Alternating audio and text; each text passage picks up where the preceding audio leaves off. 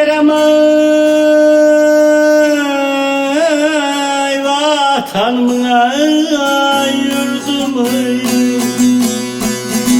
Yaman komşu koy hatirin, hoş olsun ha ceylan, hoş olsun ha balam, hoş olsun.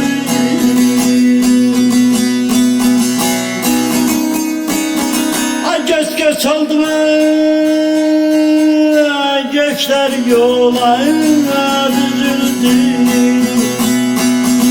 Ağlasana yara gözler, yaş olsun ha ceylan, yaş olsun ha balam, yaş olsun.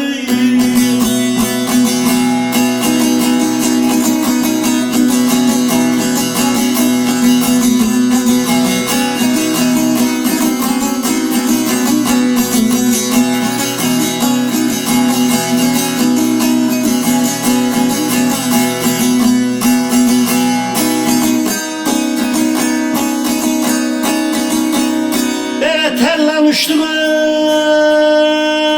veren koydu yurdumu.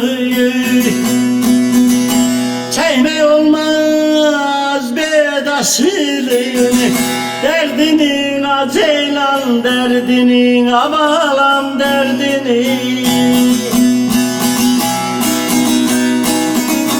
Bende olan ay derdin içime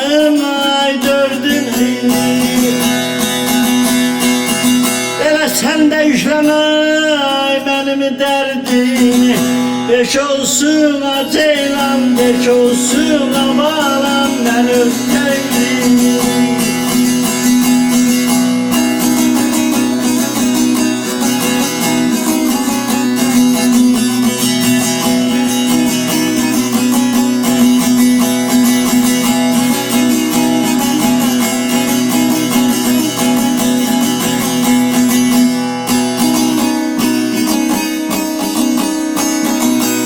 Abdullah yamay kaldı mı dünya malına,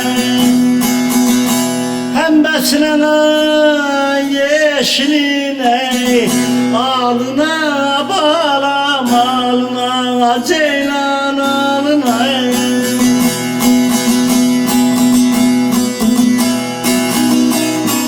Hele her kuş konar gider kendi dalına. Bundan sonra bizim dallar boş olsun ha ceylan, boş olsun, ot helal boş olsun.